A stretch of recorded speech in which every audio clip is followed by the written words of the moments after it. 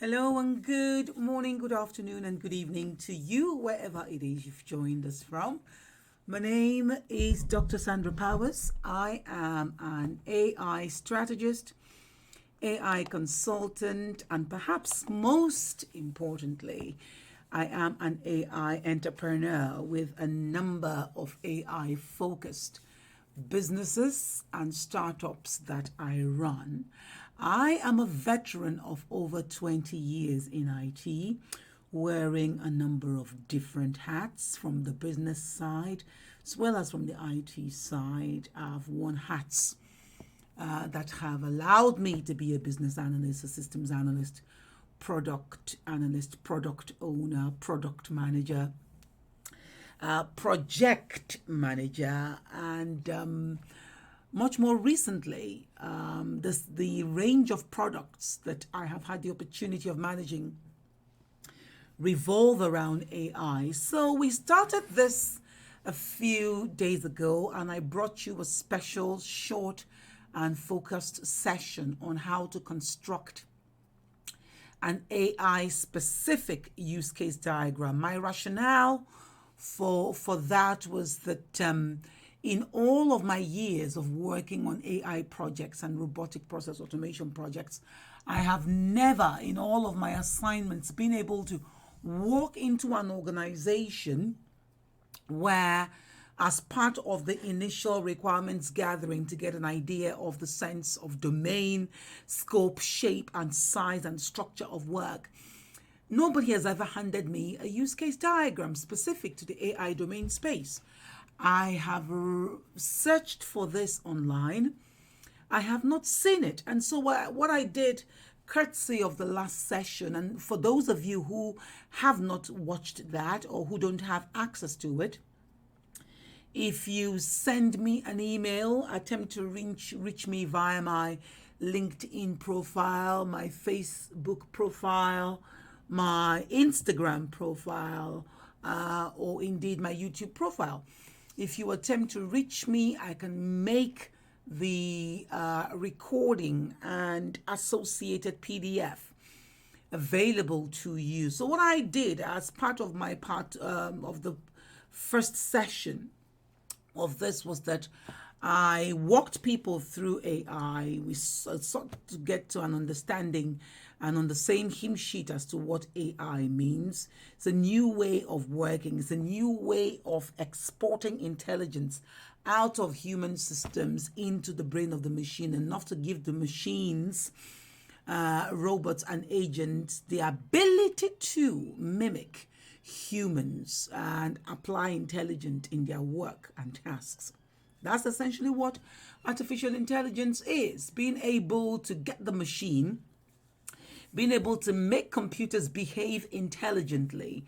So we did that. AI, the scope of AI is vast. If you look at this, the range of industries that you can apply AI to is vast. There was something that I heard once upon a time. I believe I have the slide somewhere. It says AI is the backbone of planet Earth, much like we all piggybacked on electricity in the second industrial revolution. We must now do so in the fifth industrial revolution with AI. AI has come to stay.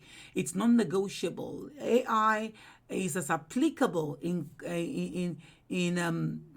agriculture as it is in healthcare, as applicable in manufacturing as it is in finance, applicable in home smart automation, domestic automations as it is in travel and internet and search technology, as well as bionic machines.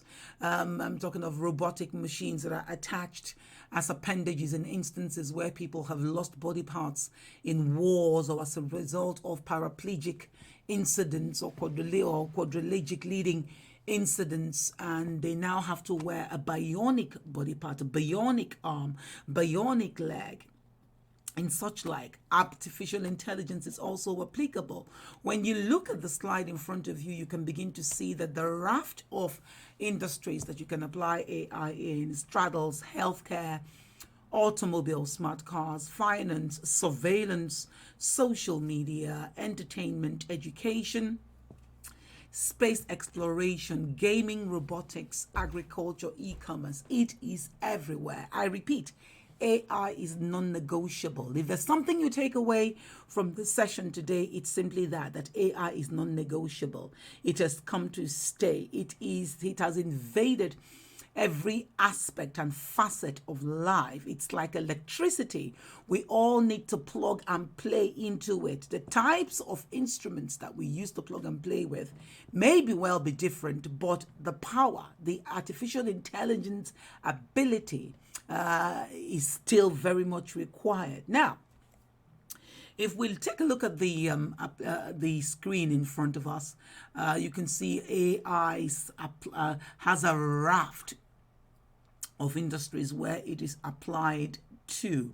If you look at what we did last time, I took my cue from all of this domain diagrams that paint a rich picture of the AI domain. And as at the last time we met, we had an AI use case diagramming practical session whereby I defended why it is, as an analyst, as a consultant, as an entrepreneur, as a stakeholder, as a member of the front of office, middle of office, or back of office, why it is vital that as soon as you step, even before you step into a client's site, as soon as a problem statement is read out to you, or as soon as you're onboarded onto a project, you need to start understanding the nature, the size, and the scope of that project from a use case perspective. Use case have not just come by themselves. They are part of the body of notational tooling method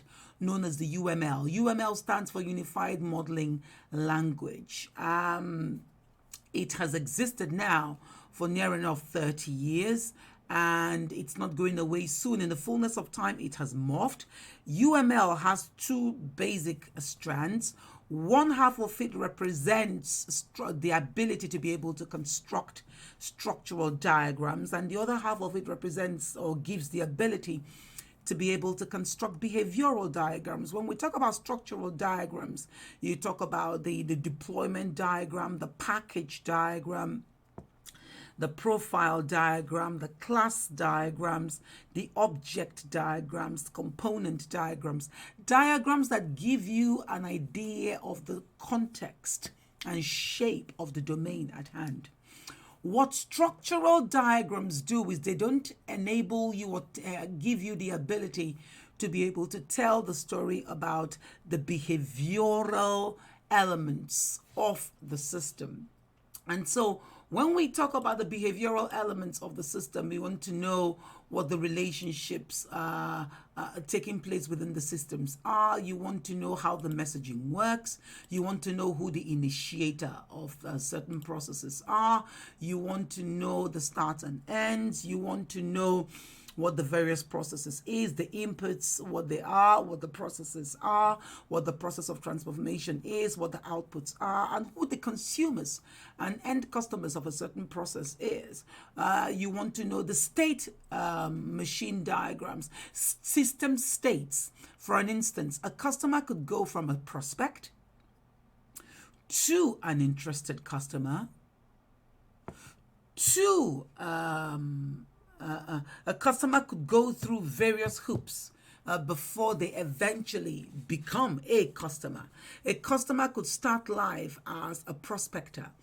A customer could also go from being a prospector to somebody who is an interested customer, hasn't committed, hasn't made payment, hasn't been sold an item, hasn't involved themselves in a transaction, but they have asked for more information about a product. They want to use the product. They have asked for a trial period to be engaged with the product, to better be able to sense and feel whether it is for them or not, before eventually landing on the decision to go ahead and buy the product. So a customer could morph through different states And so, in the same way, in an institution such as ours, somebody could come on board as a prospect, and before being prospected to, wants to be a trial user, wants to get exposed, which is why we do courses such as this, to give you an idea of how we teach the material. We teach to give you a sense of handling our material, that you can see whether it is for you or not. Because of course, when you go online, there is such a plethora of choices, of academia, of institution types. Some you can attend physically, some you can attend remotely, like this course. So when you have bite-sized propositions such as this course that I've put together, it gives you an opportunity to come on board and appreciate style and depth and material coverage.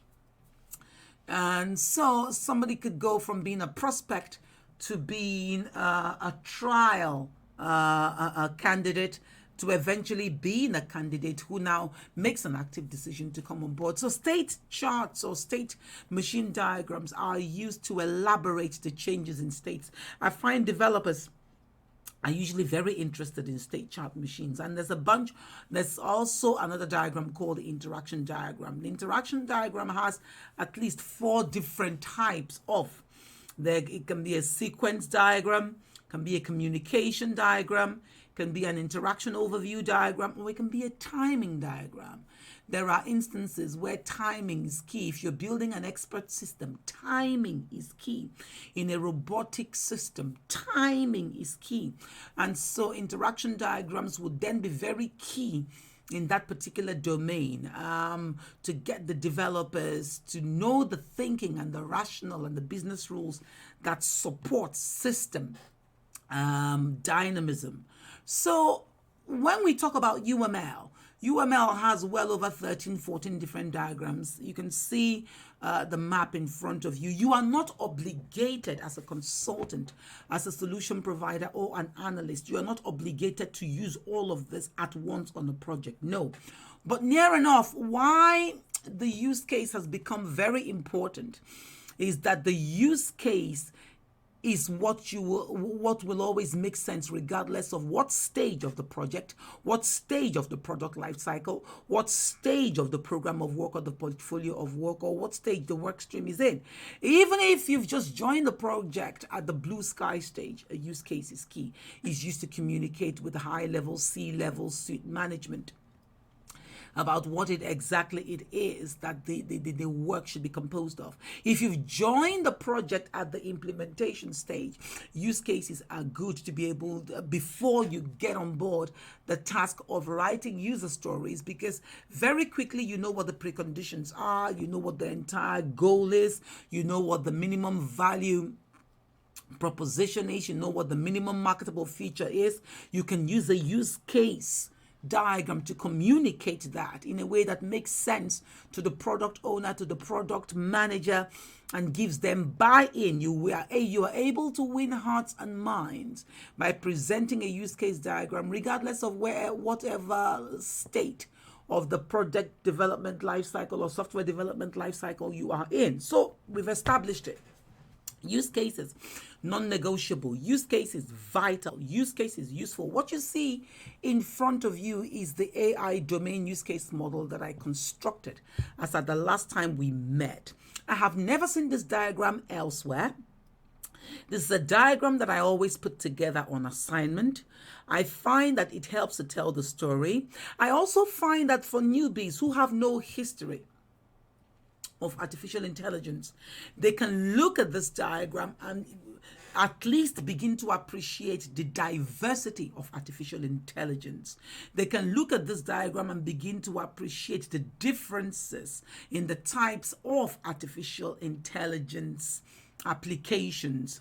They can look at this use case diagram and begin to be much more conversant with what type of goals an artificial intelligence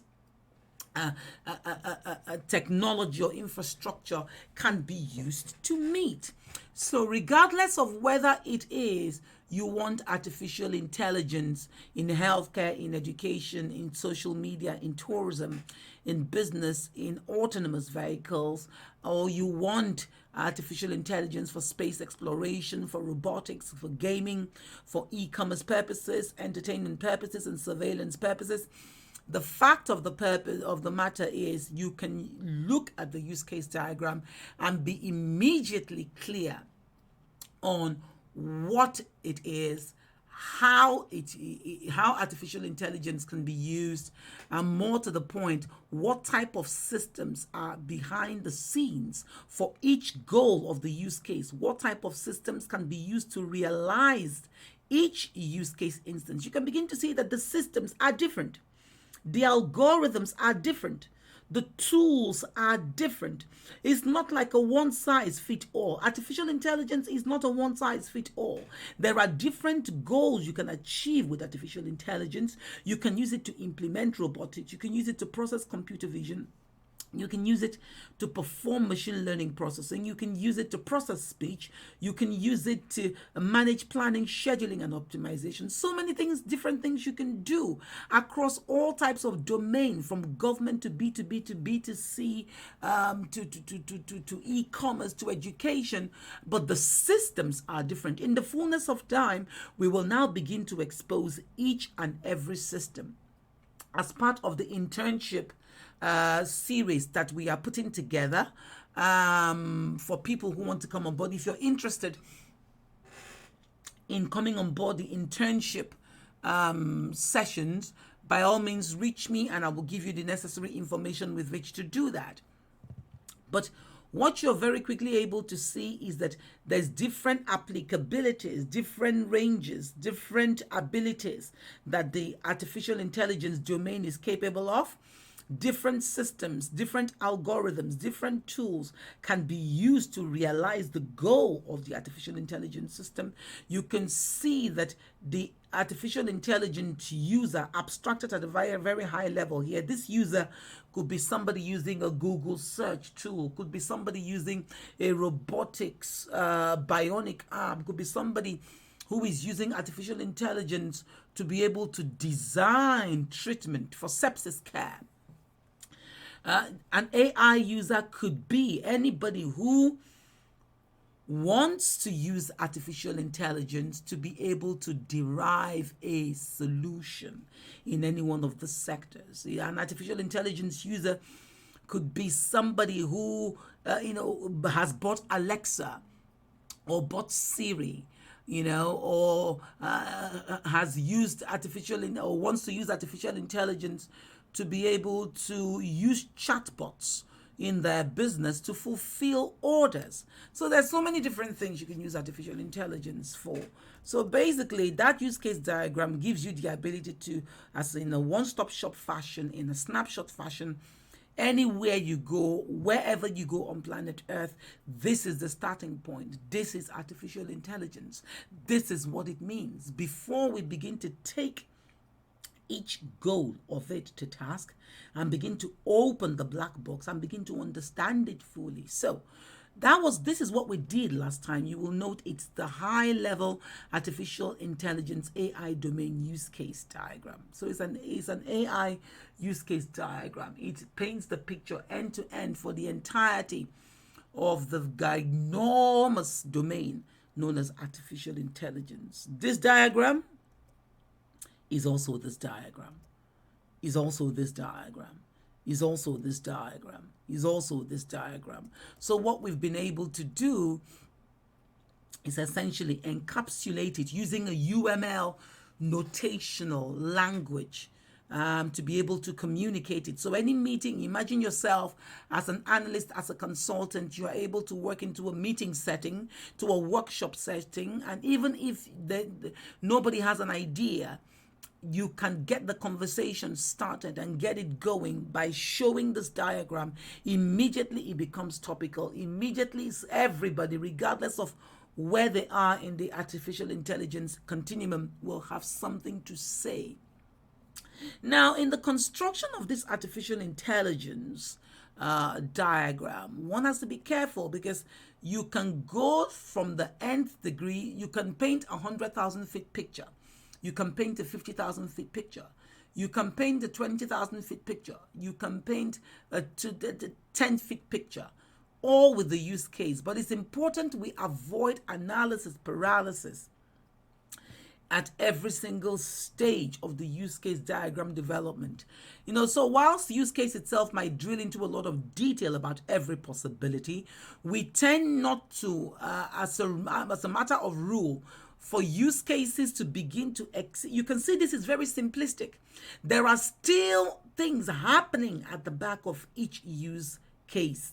And what the job at hand, you as a domain expert, as an AI domain expert, it will be your role, your responsibility to be able to, once you know which of these goals the organization, you may be working for Google, you may be employed on a speech project, you may be working for a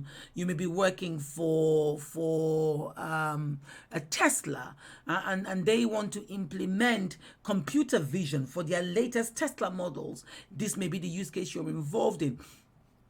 This is base one, essentially base one, and there is the next level of detail. So look at this and see this as the 100,000 feet picture. When we talk about use case level of details, use case level of details is often better to write it at a quasi level of granularity.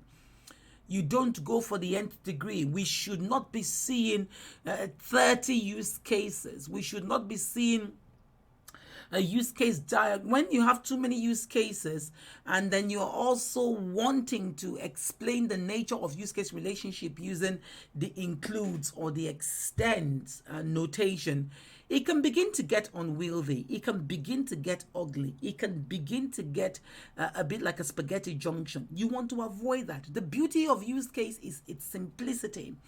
The fact that on a single sheet of paper, with one glance, the stakeholders should be very quickly, immediately to be able to know your idea that you're trying to put together. So level of granularity is key.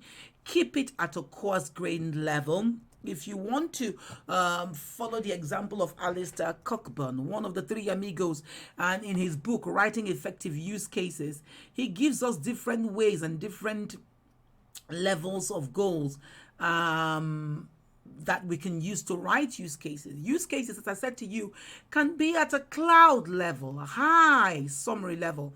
The diagram I presented before you, this is at a sky level.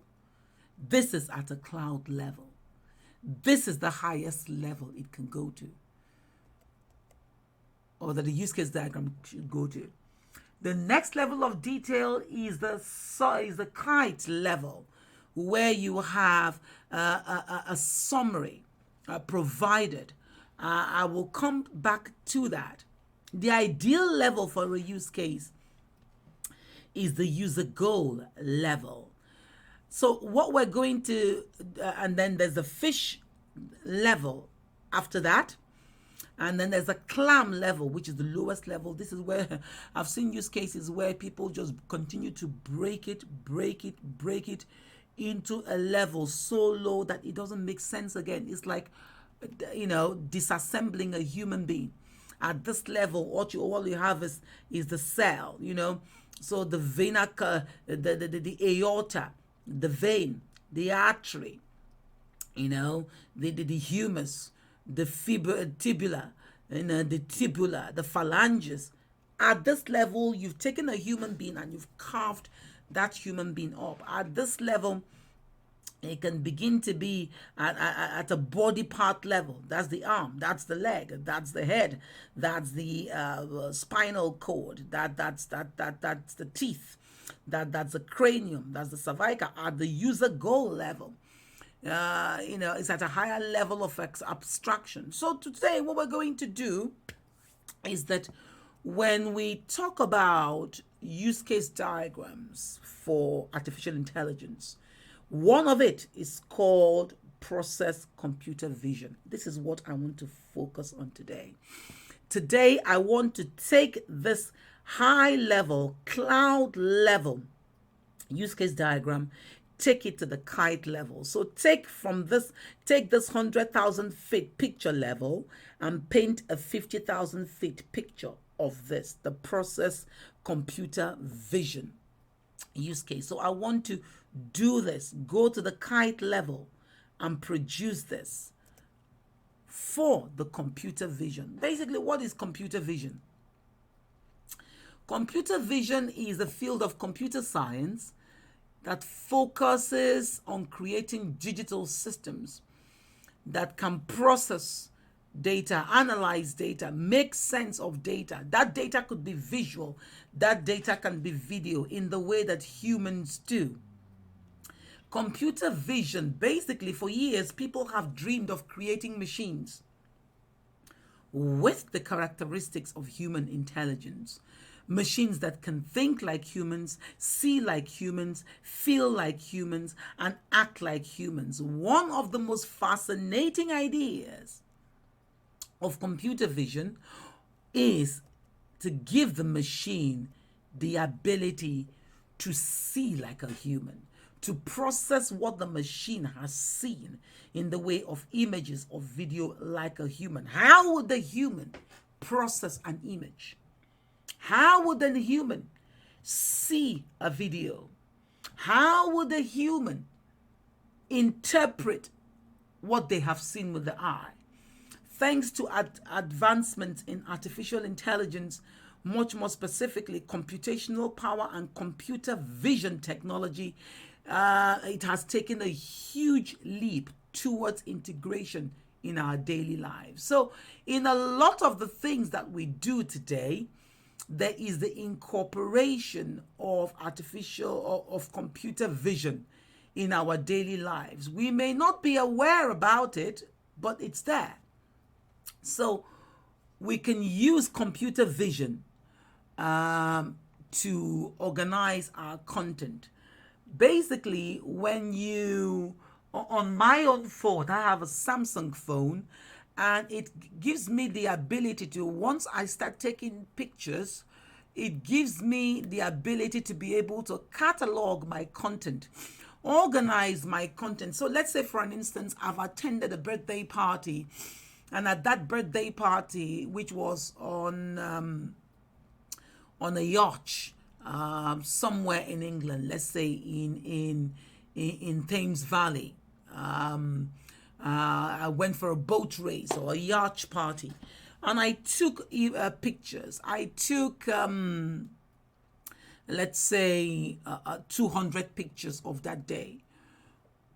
Something that my telephone, my Samsung phone would do is to be able to immediately construct for me. It would ask me, do you want to organize your content? If I say yes, it will now create a folder called Thames Valley Boat Party and take all the 200 photographs I took on that day and put them, organize them, add tags to the photos, allowing me the opportunity to browse a more structured collection of photographs.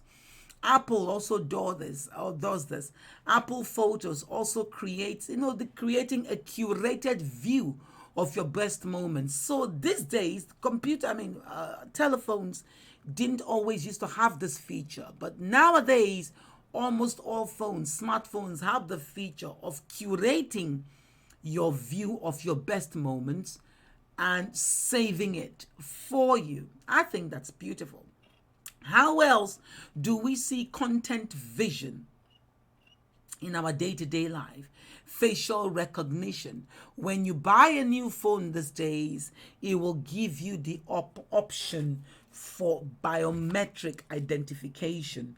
Your system will let you know that you can either choose to unlock your phones by using a number sequence that's known to only you.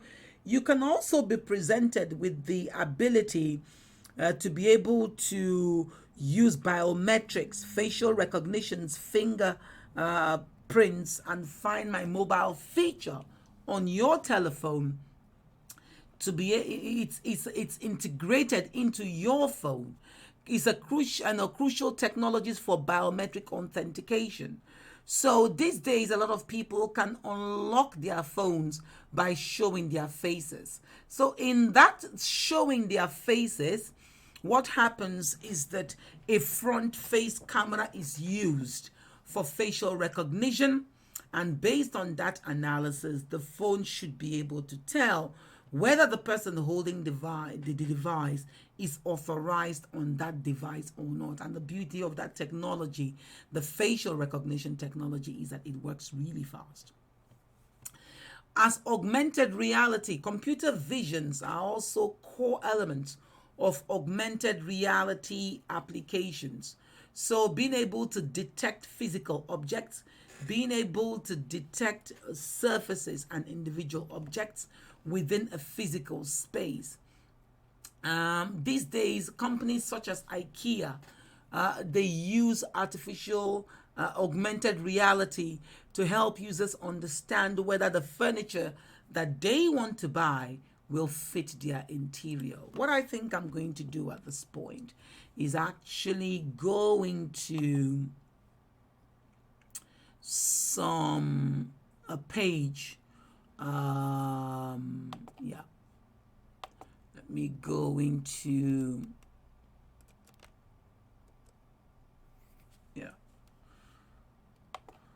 a page that would explain what I mean. So we're exploring the different applications of computer vision. Computer vision is all around us. You may not necessarily explicitly know it, but thank God for courses such as this, where we teach you and we show you as well. So in this particular article, you will notice the application of computer vision, as I said, for curating best moments such as that. A lot of us have features like this on our phones, whereby the phone organizes without any prompting from you. It quickly organizes your best moments and catalogs them so that you can come back to your phone and then just let's say this folder called Painted Heels,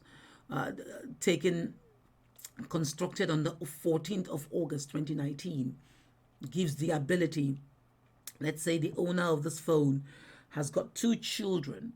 Those children went out with mommy and daddy on the day, and as part of building memories for the family, they were able to take 200 photos. So the computer AI technology, the computer vision technology, identifies the photos, tags the photos, catalogs the photos in a way that means that at any point in time, the person who took the photo can just leisurely go back to those photos to have a look at them, or to perhaps to use it to put merchandise together. You can imagine the faces of your little ones on t-shirts. Facial recognition, as I said, has been incorporated into using the photograph to unlock the phone. Augmented reality, look at that. IKEA is giving people augmented reality abilities to be able to understand whether the furniture that they want to buy will fit into their interior. So look at that. That's quite a good technology. We can see that there's no chair in this photo in real life, but as a result of the computer vision technology, IKEA allows you the ability to envision furniture you've not bought in the space that you already have. And I think that's a beautiful feature. Another example of computer vision is in self-driving cars. So computer vision enables cars to make sense of their surroundings, enables them to avoid obstacles, enables them to track objects, enables them to understand the lane markings on the road. You can see in the diagram that for full self-driving, autonomous driving, this person is driving, hasn't got hands on the wheels, but as a result of the computer vision technology embedded into the car, this person is able, the car is able to take the person from location A to location B. I've just put that video on play. So let's experience it. Look at that.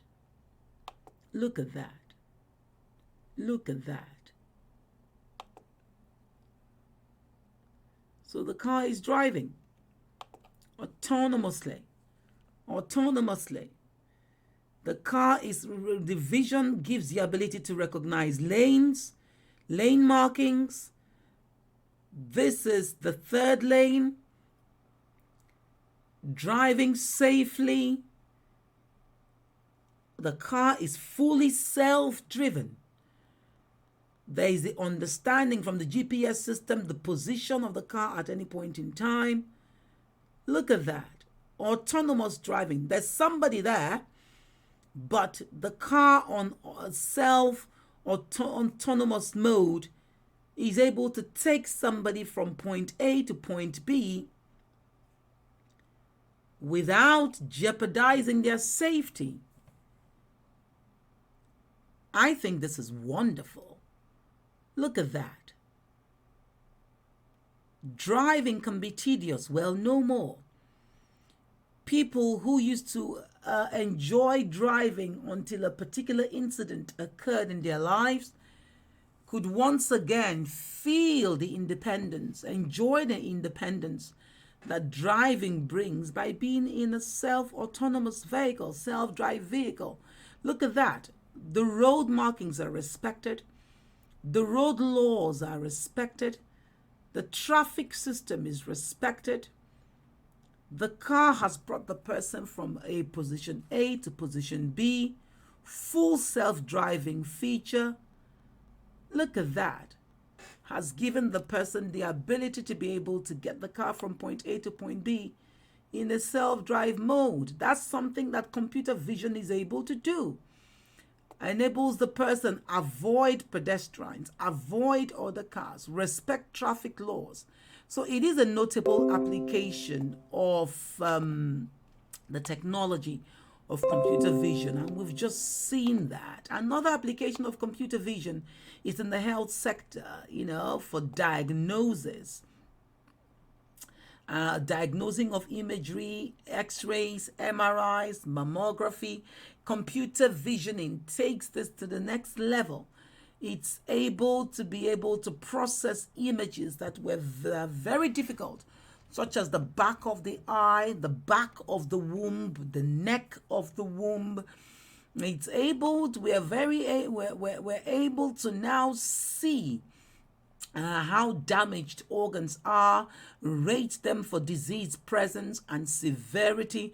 Look at that. Courtesy of computer vision, we can see a healthy eyeball and a diseased eyeball that has suffered hemorrhages as a result of something being wrong.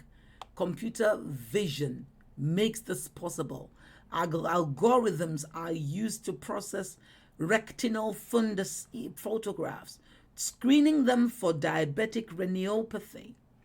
You can begin to see how artificial intelligence is applied in real life. Cancer detection.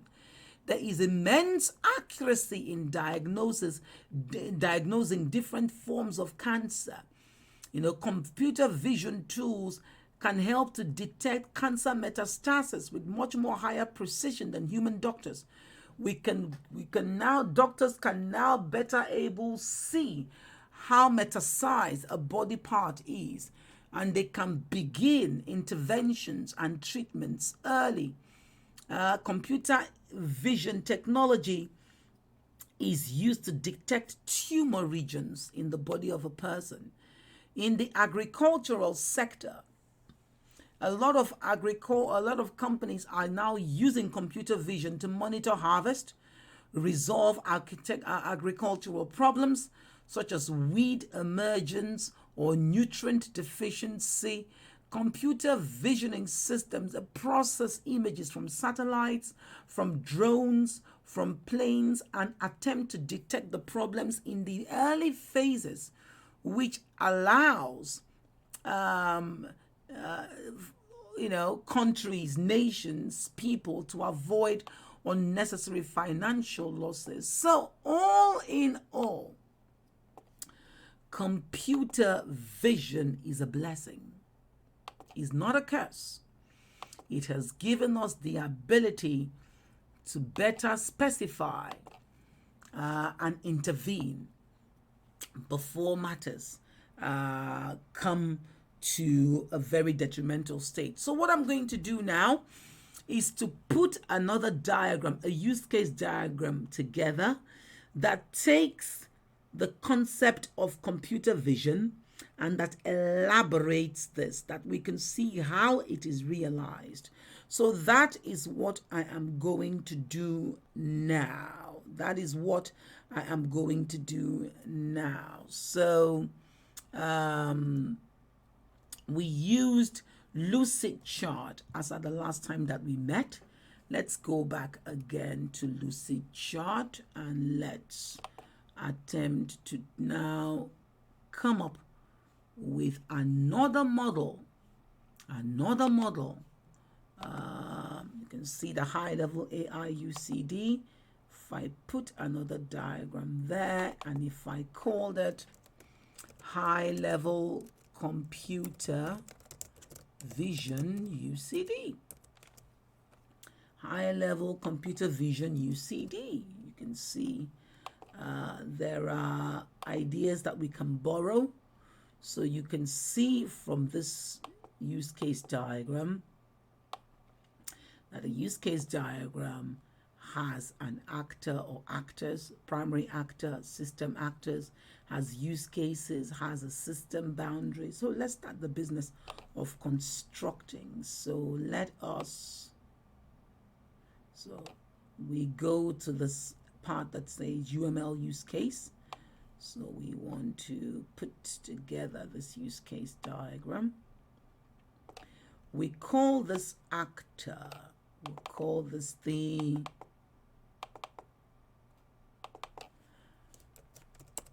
computer vision actor or user. Yeah. Remember, we called the previous one the AI actor. So this use case diagram is specific to the instance of computer vision. That's why we have so named the actor as a computer vision actor, computer vision user. Let's stick to that. Let's call it the user. So you can begin to see this use case now beginning to have some life. We can draw the container, and in this case, this domain is computer vision domain. So we're going to name that domain appropriately. So what we have here is computer vision domain use case diagram. Are you beginning to see? Yeah. So it's no longer just AI. It is the computer vision domain use case diagram. And so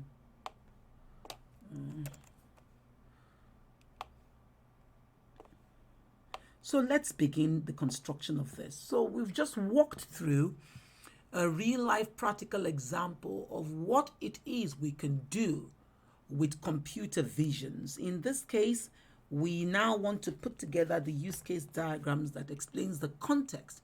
How do you begin to explain facial recognition? How do you begin to explain object recognition? How do you begin to explain on the same diagram object tracking?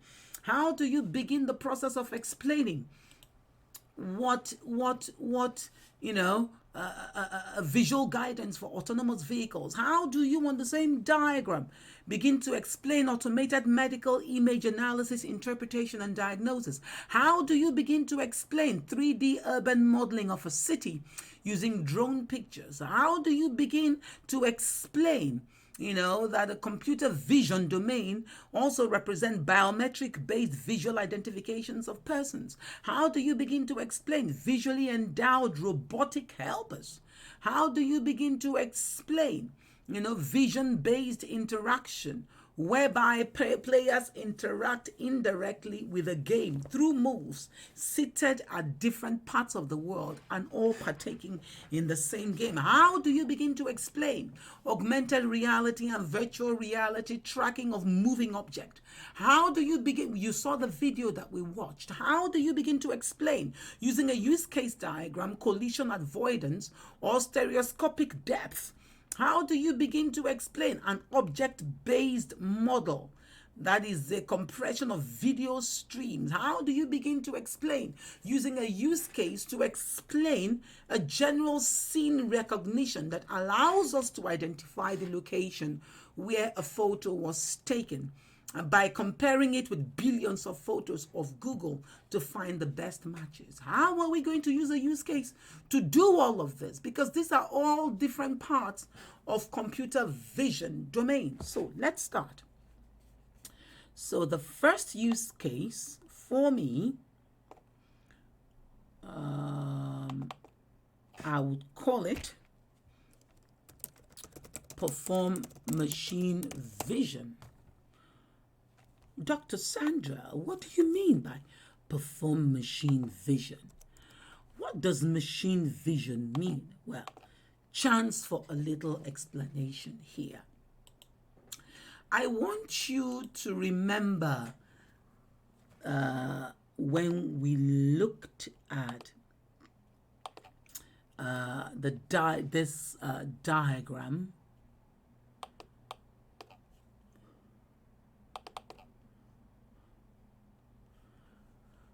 The mind map. When we looked at the AI mind map, there was the last strand of it that just said vision. That vision, it should have said computer vision. So computer vision is one of the many strands of AI. And when you further come to the examination of that particular strand, you can see that it dovetails into image recognition and machine vision. Well, Dr. Sandra, what does machine vision mean? Is it when a machine sees? How can a machine see? Well, I'm about to help you understand what machine vision is. The idea of machines being able to see and act for us is not a new one. It's not a new one. This is something that has been the stuff of science fiction for decades. Now, it is a reality. So, what comes first, the chicken or the egg? Well, machine vision came first before computer vision. Basically, machine vision, it's also, if we think of the machine vision as the body of a system, the computer vision is the retina, the optic nerve, the brain, and the central nervous system. A machine vision system uses a camera to view an image, and then computer vision algorithms then process and interpret the image before instructing other components in the system to act upon that data. So when we talk about machine vision, we are talking about using a camera to view an image. So let me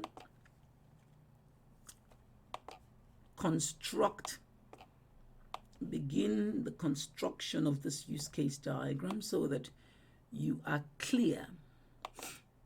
in what ideas it is I'm trying to propound here. I've never seen this diagram anywhere, but this is vital. You cannot call yourself an expert, an AI domain expert, a computer vision expert, if you go to an interview with Amazon, given the latest thinking in computer vision technology, and you go to that interview without being able to understand this use case diagram, then you are doomed. You are doomed. So let's quickly understand this. What are the other goals of the computer vision domain? What else are we trying to do? We're trying to manage image processing and analysis. Yeah?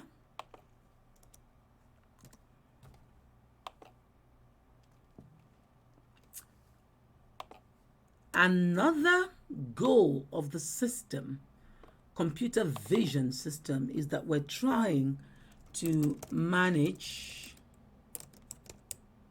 video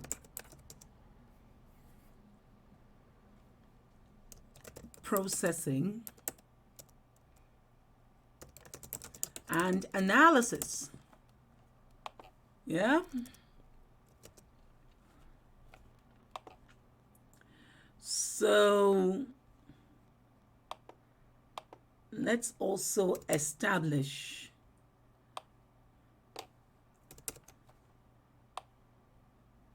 that relationship.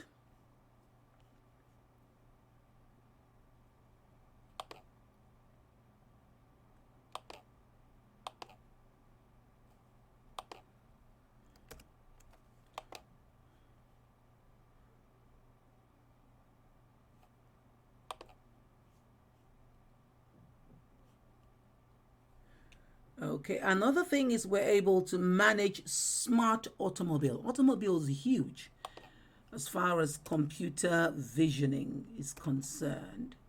And it is the goal of a computer vision system to be able to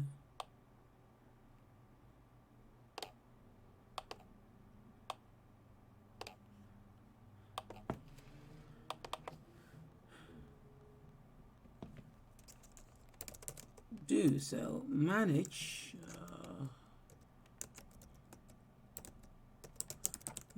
smart automobile. Yeah. And as part of managing smart automobiles,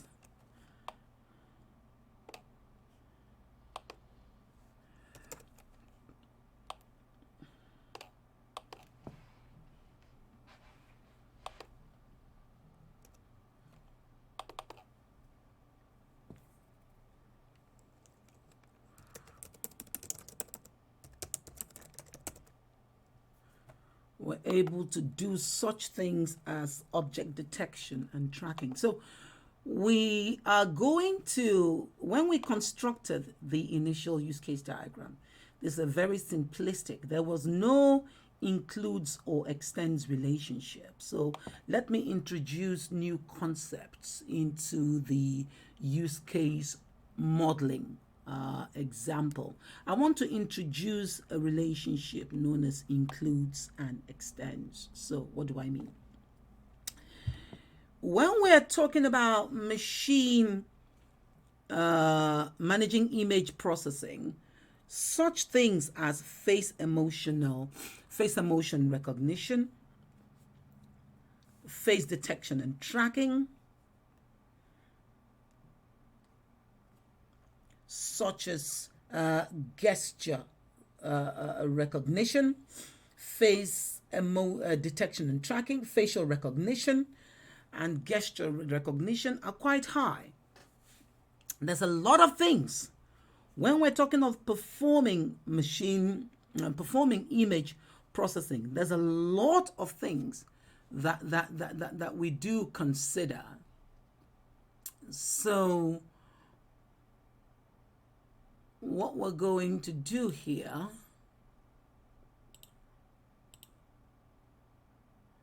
is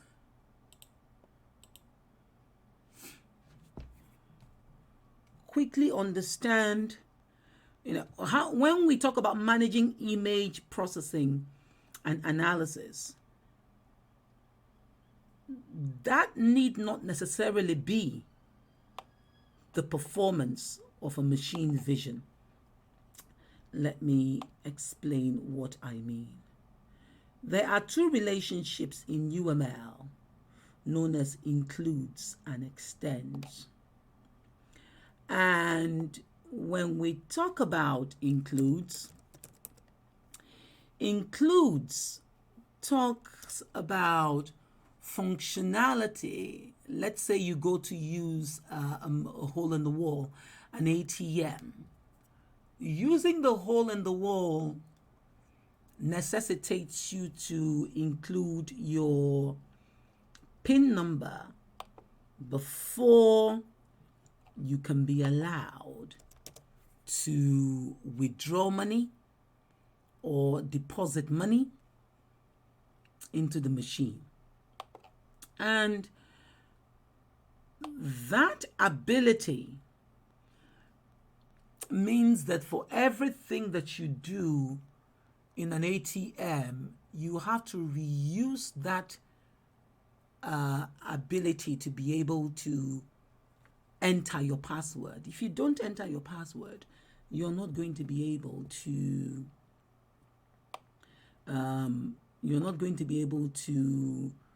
view that.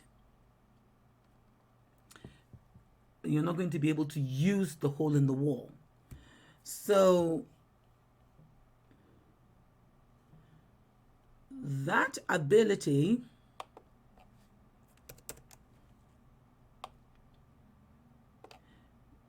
means that you have related the two.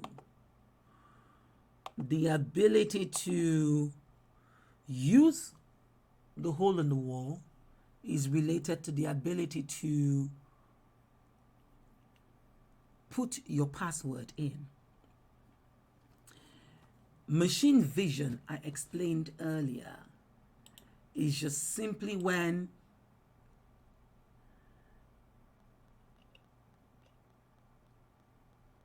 you use a camera to take the picture, to view an image, but you don't necessarily, and then after viewing the image, then the computer vision algorithms will then process and interpret the image.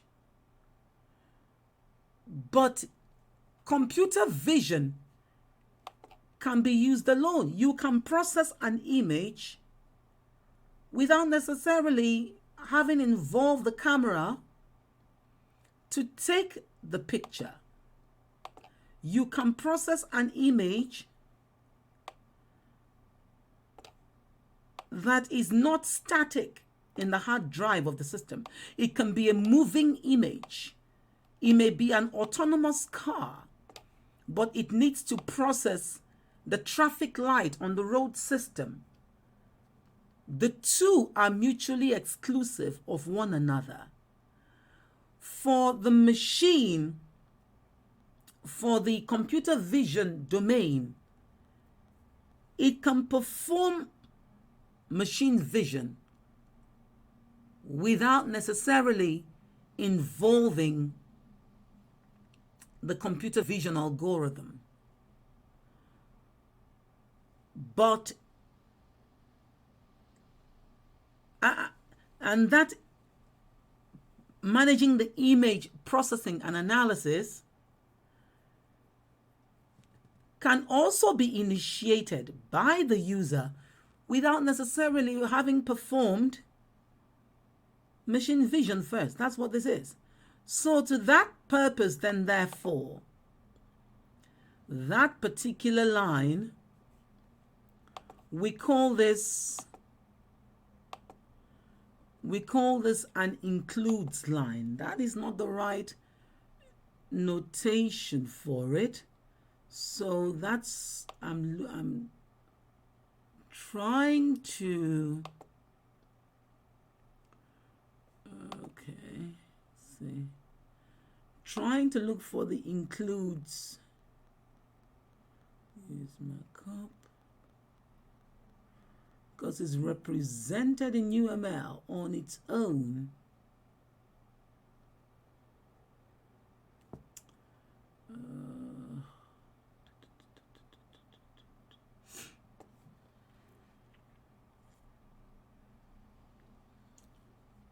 There's reusability of this, and this would be called an includes or uses. Aha, that's it. Another, it used to be called it was a uses relationship in UML before, UML 1, but since UML 2 has come about, I think it's now called, it's just called includes. And that's what I'm trying to represent. You will bear with me, please. Okay.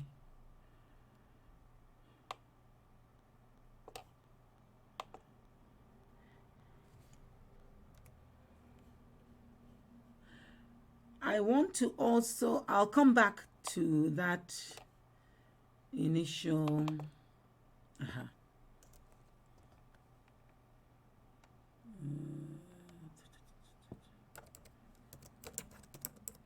includes. That's it. Meaning that this use case, manage image processing, is included in performing machine vision. It is included.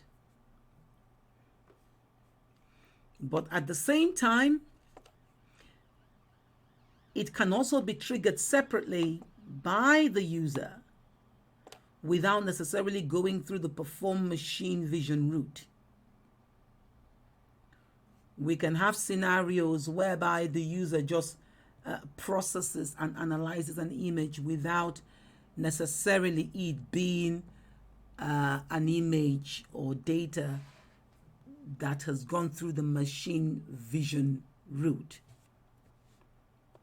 So machine vision, basically, it's as I said to you earlier, a good way of seeing it or identifying it is you can look at it as the body of the system, but the computer vision, which is this, the image processing and analysis, is the retina, optic nerve, and brain and central nervous system. All of this can exist without that, but that can only be used in the context of this having run first. That's an includes relationship.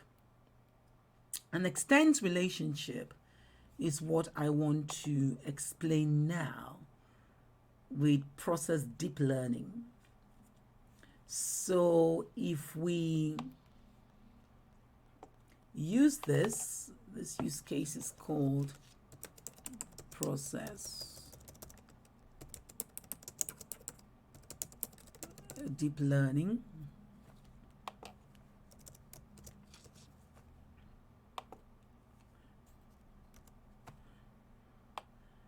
And the extension point is at the point of wanting to do object tracking. Then deep learning kicks in. At the point of object detection and tracking, then this use case is extended. Let's talk about extends. Extends means that extends is optional Includes means that use case must always be reused. You cannot use an ATM without having your password. In the same way, managing smart automobiles is not a reusability here of object tracking, but it's that this use case of managing smart automobiles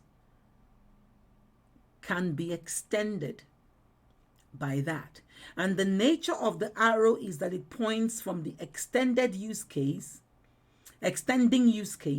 to the extended. So this is the extended use case, and that's why the arrow points this way.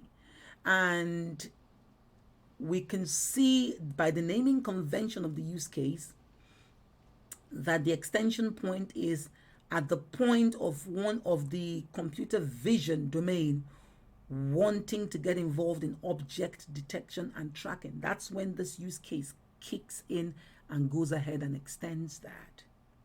We can begin to see that. Let's go back to this use case. Normally in diagramming and tooling, in diagram and tools, the includes relationship has its own dedicated line, and that's what I'm frantically searching for here, but I'm not getting it. That is what has led to me designing it myself. But just to be clear, let me give you another example of an includes relationship. I really need you to understand the context of an includes relationship. So,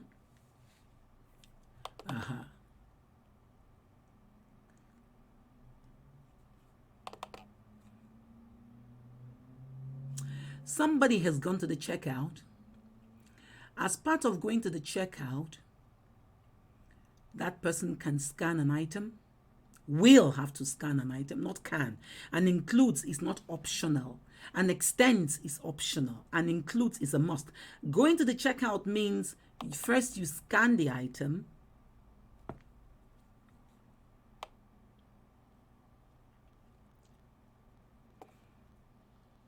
which is a different goal on its own, but it's part of this other larger goal of checkout. After scanning the item, you calculate the total amount of money and tax payable. That's include. Checkout goals also includes payment. So the item is scanned, the total is calculated, the tax is computed, and then the payment is made. You can see that all of these three are includes relationship. Includes means these are things that also need to happen. They are not optional. A checkout feature will not just have total calculated, tax computed, and then payment made. No, scanning the item must have taken place first before the total is calculated and the payment is made. So, another example. Another use case, customer authentication. So, for customer authentication to take place, it must always include deposit funds. Or rather, for you to be able to deposit funds, you must always you must authenticate the customer first before you can deposit funds. Equally, to be able to withdraw cash from a bank, you must be able to authenticate a customer. So you can see reusability. The includes relationship announces a reusability, not optionality. Not optionality. The includes relationship shows reusability. It's not optional. The extends relationship is optional. It points from the extending use case to the extended use case. So this person in this instance has gone ahead to do a bank ATM transaction.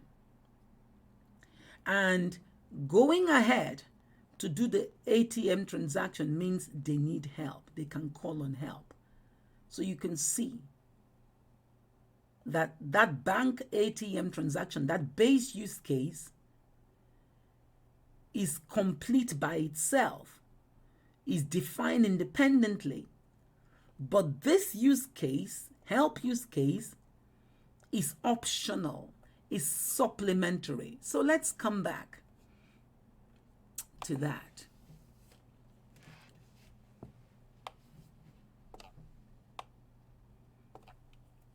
Performing machine vision, going ahead and taking the camera picture. It's not optional. It's a base use case. Fine. Managing imaging and processing means there must already be an image. That image could be from a machine, could be from a camera, or not. It could be from a camera or not. After all, various applications of computer vision means that it could be an optical character recognition, it could be an intelligent interpretive prosthesis for the blind, it could mean robotic manufacturing, manipulation and grading, it could mean agricultural robots, visual grading and harvesting of produce. It may not necessarily be a camera. Another thing that I recognize here is I must show this as a jagged line. That's it. Includes. If we are following, yeah, you can see that the includes relationship is a jagged line. The extends relationship also is a jagged line. So let's satisfy those requirements on our diagrams. So I need to also then make this jagged. That's it. So this is not optional. This is the base use case. It can happen by itself. This cannot happen by itself. For this to happen by itself, this must happen first. And at this point of the need, where this base use case has executed, where it has grown through, and at the point of needing to detect the object or track the object, that's when you need to process deep learning. That's when this use case kicks in. And by the way, the nature of the relationship is extends. We need to also put that. So this is all UML convention. This is how you employ UML convention. You can see in the previous diagram that we did not employ UML convention, but in this diagram, it is there. From the using use case to the used use case.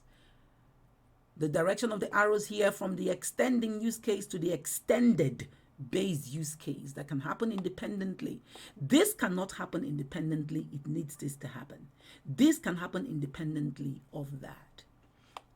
There is optionality in extends. This may trigger and use this. This may trigger and not use this. So it's an extension.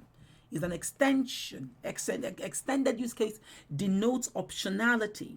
Includes means reusability. You must, as part for course for performing machine vision, you must process the image. You must analyze the image. But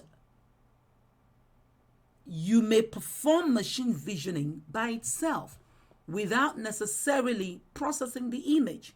You may just employ the services of a camera to view an image, and that's it. That use case is satisfied. I hope this is making sense to those watching this. So let's complete this use case diagram. Remember, in our initial diagram, we had secondary use cases. So let's also try and have that understanding for this use case diagram. We need to represent the actor for various reasons. We need to know who is benefiting from that trigger. We need to know who is impacted or what systems are impacted as a result of that use case running. You need to know from what systems you are pushing to or pulling from. You need to know what you're pushing to or you're pulling from. And yeah, bear with me.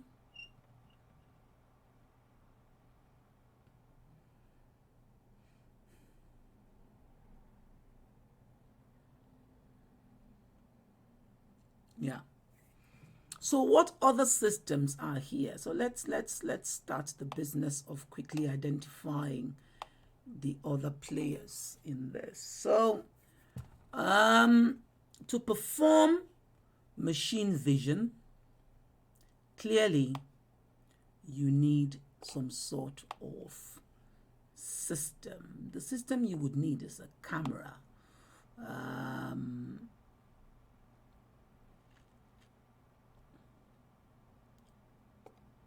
Bear with me. Let's get this diagram straight. Endeavor, as you do the use case diagram, endeavor to keep your diagram straight. Yeah, it's key. Your diagram must always look neat. No crisscrossing lines. No crisscrossing lines. So in this case, I'm going to call this the camera. Yeah? Camera or machine vision system. Yeah? Yeah? So let's also carry on with the rest of the diagram. How does this, because you must ask yourself the question, how does each use case realize? So the initiating actor has triggered it. What system realizes that goal?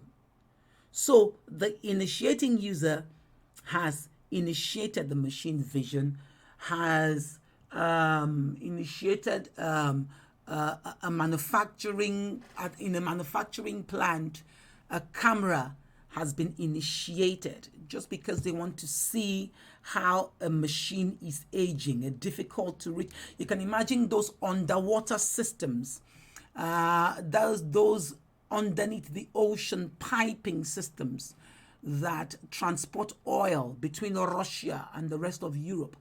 They use machine vision to check for wear and tear of such systems. So the user of that system, the Russian government, would initiate that machine vision element of computer vision. But to be able to realize that use case, you need a machine vision system. You need the cameras to be initiated. And so that's what this is representing. This other second use case, manage image processing and analysis. What system are we going to use here? What systems? I'm just going to call this I'm just going to call that the computer vision. I'm just going to call that the computer vision framework. Yeah?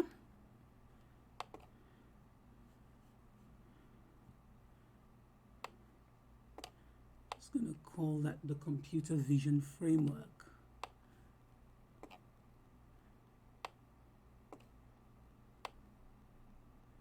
That's it. There we go. To be able to manage video processing and analysis, how is the system able to do that? Again, using the computer vision framework. The framework refers to algorithms, refers to systems, refers to tools. I'm going to show you some of the tools that you need to be able to realize computer vision systems. I'm going to show you that later. The next use case here is managing smart automobiles. How do you do that? Again, Remember, this is the 50,000 feet picture we're trying to paint. We're trying to paint the 50,000 feet picture. So just say computer vision framework. If you had designed the system to say smart automobile,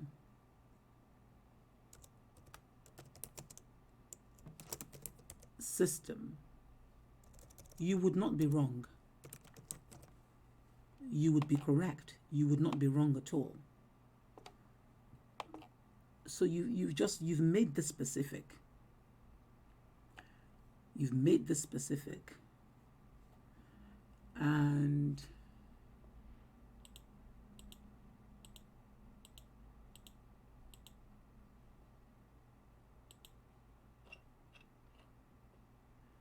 yeah.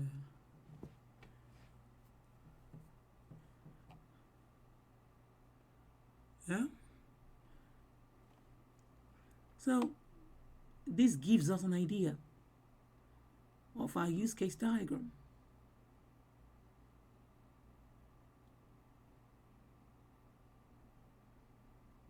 Our first cut use case diagram. This is it for computer vision.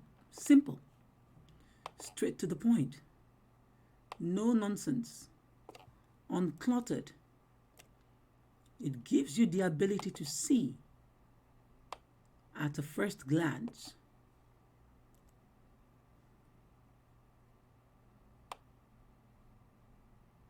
without corrupting your view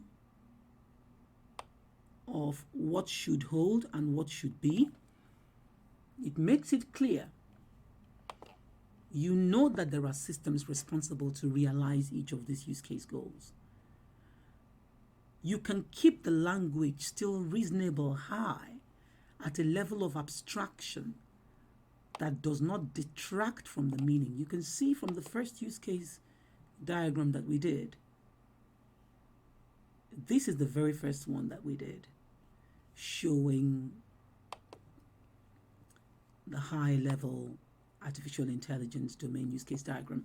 For those of you who would like to see this video, by all means search for it in the previous deliverable. This video, that video was free, and this one is free as well. This is all of these videos I'm bringing to you as part of our internship series.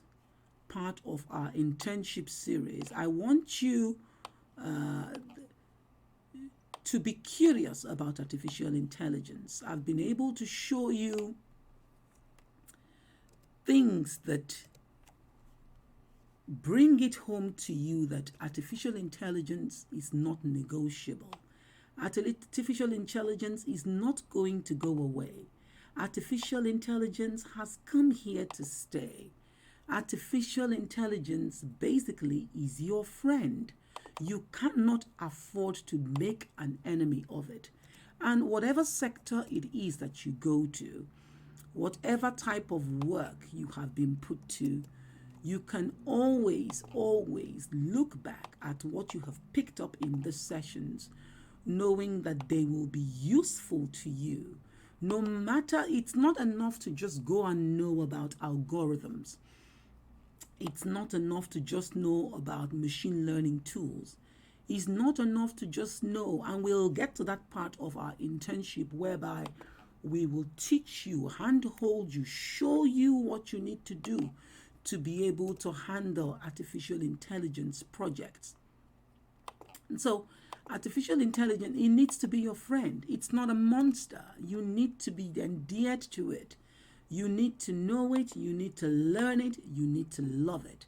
And so as part of what we are doing for our interns, we have a 10-day internship, we have a 20-day internship.